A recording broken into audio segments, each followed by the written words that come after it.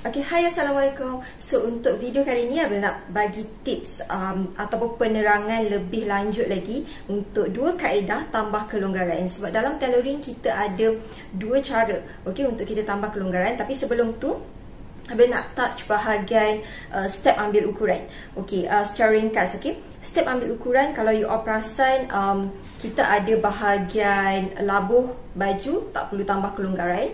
Okay, bahu ke dada, bahu ke pinggang, pinggang ke punggung, yang itu pun tak perlu tambah kelonggaran. So you masa ambil ukuran terus dapat value, betul tak? Terus boleh buat pola. And then next, bila kita dah buat pola ke bawah, okay, buat point-point yang ke bawah, kita akan buat point yang ke tepi.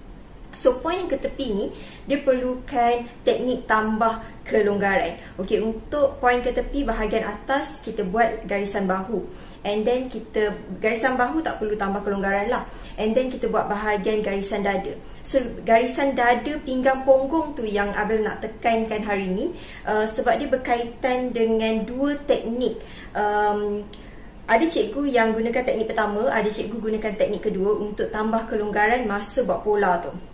And then itu 3 part sahajalah yang berkaitan dalam video kali ni. Sebabnya part-part lain, contoh macam bila kita dah lukis garisan ke tepi, garisan untuk lengkuk leher, kita dah ambil kelonggaran siap-siap masa kita ambil ukuran atas badan. And then turun bahu, lengkuk ketiak pun kita akan tambah kelonggaran yang selesa semasa ambil ukuran atas badan.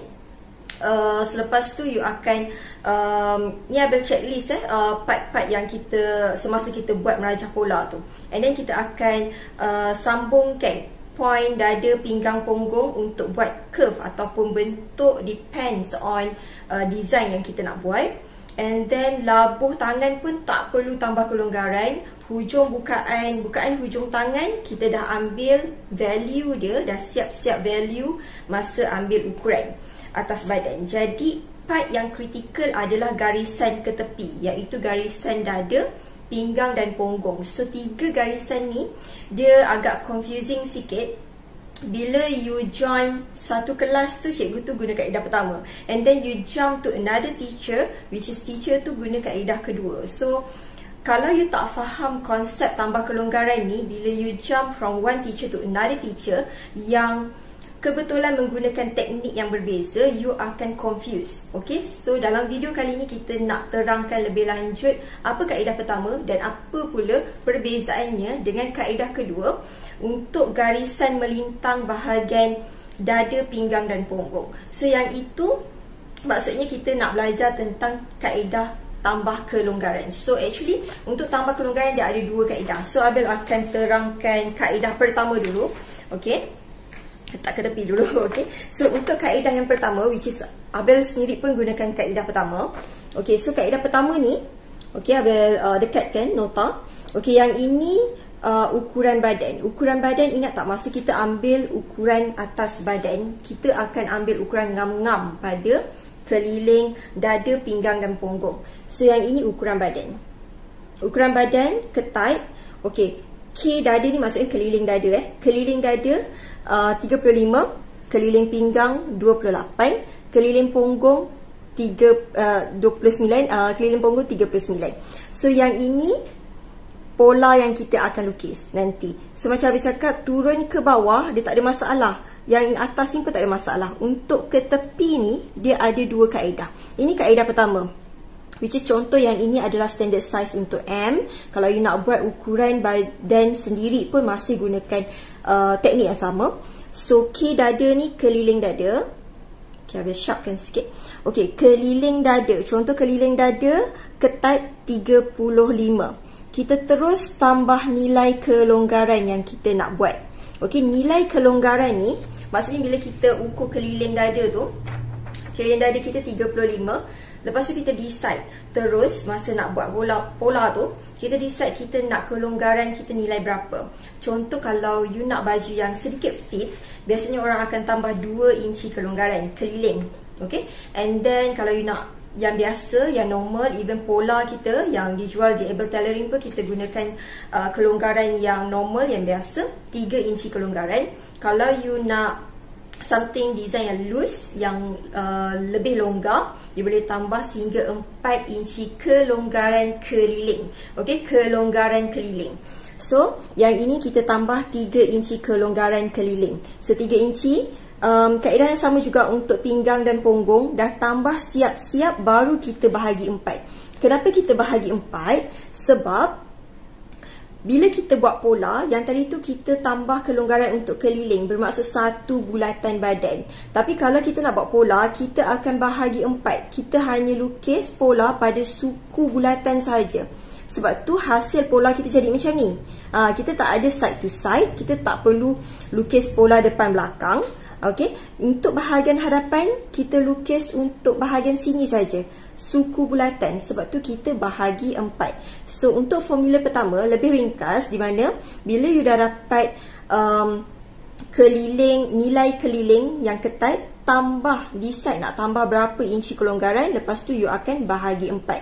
So you akan dapat, contoh kat sini, keliling dada 9,5, pinggang atas pola, nilai atas pola 8, punggung 10,5.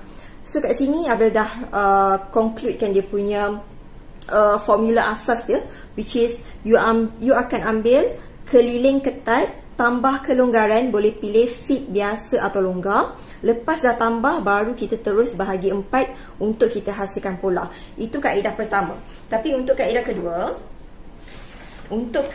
kedua ni, kita akan, bila kita ambil ukuran keliling, bila nak buat pola nanti, kita terus bahagi 4. Belum tambah kelonggaran lagi. Contoh nilai yang sama. Okey, contoh ukuran standard size M.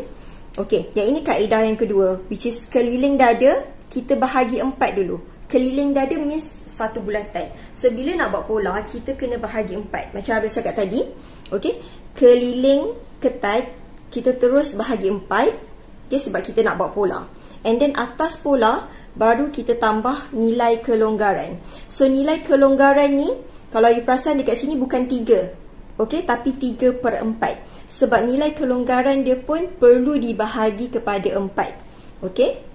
So, formula yang kedua ni, kaedah dia bila kita dah ambil keliling ketat, kita terus bahagi 4 untuk buat pola. And then decide. Okey, nilai kelonggaran yang kita nak buat. Sama ada kita nak buat fit 2, dia masih sama dengan kaedah pertama, which is fit 2, biasa 3, longgar 4. Tapi kita tak tambah 2, 3, 4 ni dalam kelonggaran. Kita kena bahagi 4 dulu. Sebab tu yang ini dinamakan sebagai longgar pola. Okey, bukan ini kelonggaran pola, bukan kelonggaran keliling. So, kelonggaran pola, misal kata you nak buat style yang biasa-biasa, tak fit sangat, tak longgar sangat. So, biasanya kita tambah 3, betul tak?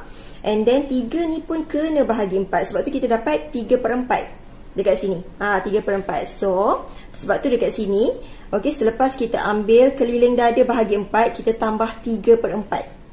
Lepas tu kita dapat nilai hasil daripada nilai point untuk dada, pinggang, punggung. So, depends on you. You nak ikut kaedah pertama boleh, kaedah kedua pun boleh. Sebab dua-dua kaedah sama. Bila kita tengok hasil dia, okey, bila letak kaedah pertama dekat atas, kaedah kedua dekat bawah, hasil nilai dia sama.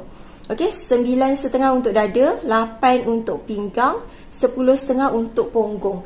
So, as a newbies, you kena tahu dan hadamkan dua-dua konsep ni. Sebab kita tak tahu cikgu yang akan mengajar you tu, atau mana-mana kelas atau mana-mana sesi live percuma, kita tak tahu cikgu tu akan gunakan kaedah pertama atau kaedah kedua. Okey, sebab dua-dua kaedah betul ikut keselesaan cikgu tu. So, kita sebagai newbies, okey, sebagai newbies yang perlu bila kita tengok cikgu tu punya live, okey, kita dah tahu dah, okey, cikgu ni guna kaedah pertama. Okey, lepas tu kita masuk live orang ni, oh, cikgu ni guna kaedah kedua. So, kita dah faham, okey, dua kaedah ni berbeza tapi hasilnya akan dapat hasil yang sama. Okey, so itu saja untuk sharing kali ni. So, kalau ada apa-apa soalan yang mengelirukan ke apa, boleh tanya dekat ruangan komen. So, jangan lupa untuk follow kita for more tips dan tutorial.